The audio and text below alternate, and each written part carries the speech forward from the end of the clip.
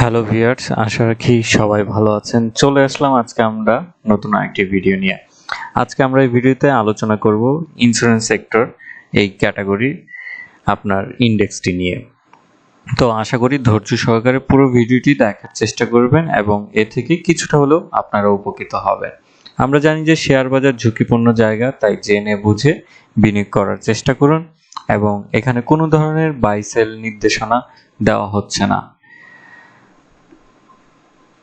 চলুন এবার আমরা মূল পর্বে শুরু করি এবং এখানে আমরা ইন্স্যুরেন্স সেক্টরের চার্টটা ওপেন করার চেষ্টা করব।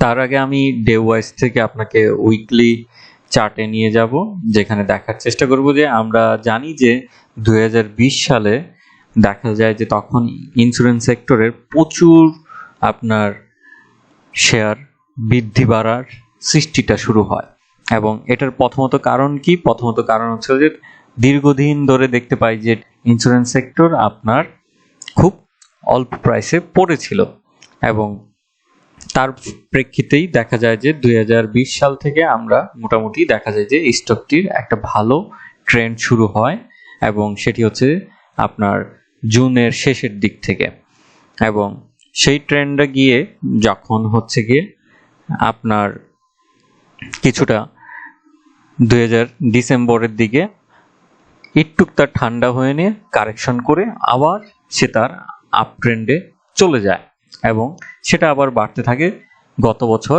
2021 সালের জুন মাস পর্যন্ত। কিন্তু এরপর থেকে আমরা দেখতে পাই যে দীর্ঘদিন ধরে এই সেক্টরে একটা টানা পতন হতে থাকে এবং যেটি হচ্ছে যে আমাদের সবচেয়ে ভাবার বিষয় সেটা হচ্ছে যে এইখানে যে আমাদের একটা সাপোর্ট লাইন ছিল সেটাকে ভেদ করে ফেলে এবং সেটাকে ভেদ করে নিচের দিকে চলে আসে। তো যার ফলে দেখা যাচ্ছে যে এখন ইন্স্যুরেন্স সেক্টরে আমার কাছে মনে হচ্ছে যে একটু কিছুটা হলেও রিস্কি, কারণ এইখানে কারেকশনের পরিমাণটা অতিরিক্ত হয়ে যায় এবং তার অনেকগুলো সাপোর্টকে ভেঙে ফেলে এবং যার ফলে আমার কাছে মনে হচ্ছে যে এই সেক্টরে এই মুহূর্তে কিছুটা ইনভেস্টমেন্ট করাটা সেটা অনেক ক্ষেত্রে রিস্কি হতে পারে এবং সেটা সব স্টকের ক্ষেত্রে না। যেগুলো স্টক আপনার ট্রেন্ডি অবস্থানে আছে তারা হয়তো আপনাকে ভালো রিটার্ন দিতে পারে, কিন্তু যেগুলো অবস্থান খুবই নাজেহাল কিংবা খুবই প্রচুর পরিমাণে ডাউন ট্রেন্ডে আছে সেগুলো থেকে আমার মনে হয় যে বিরত থাকাটা উচিত। এবং যেহেতু আমরা দেখতে পাচ্ছি যে কন্টিনিউয়াস তার যে ফলিংটা সেটা এখনো কিন্তু থামেনি, তো তার জন্য অবশ্যই আমাদের মনে হয় যে যারা নতুন করে ভাবছেন যে ইন্স্যুরেন্স সেক্টরে বিনিয়োগটা করবেন, আমার কাছে মনে হচ্ছে যে আরেকটু সময় নেওয়াটা উচিত। এবং ম্যাকডিটা আমরা এখনো দেখতে পাচ্ছি সেটা নিচের দিকে আছে এবং আরএসআই যথেষ্ট দেখা যাচ্ছে যে নিচের দিকে চলে এসেছে 30-এর নিচে।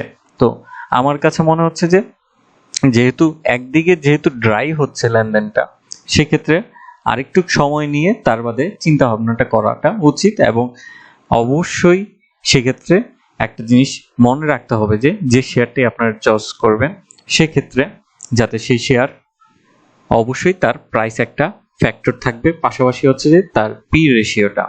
তো এখানে অবশ্যই আপনারা বুঝে শুনে বিনিয়োগ করার চেষ্টা করবেন, যেটা হচ্ছে যে আমাদের এই সাপোর্ট লাইনে সেটা ভেদ করে নিচের দিকে চলে আসে, যেটা আমাদের জন্য একটু হলেও ভাবার বিষয়। তো এই ছিল ইন্স্যুরেন্স সেক্টর নিয়ে আমার আলোচনা। আশা করি আপনারা এই থেকে কিছুটা হলেও উপকৃত হবেন এবং এখানে কোনো ধরনের বাই সেল নির্দেশনা দেওয়া হচ্ছে না, আপনাদের সাহায্যার্থেই কিছু ইনফরমেশনগুলো তুলে ধরা।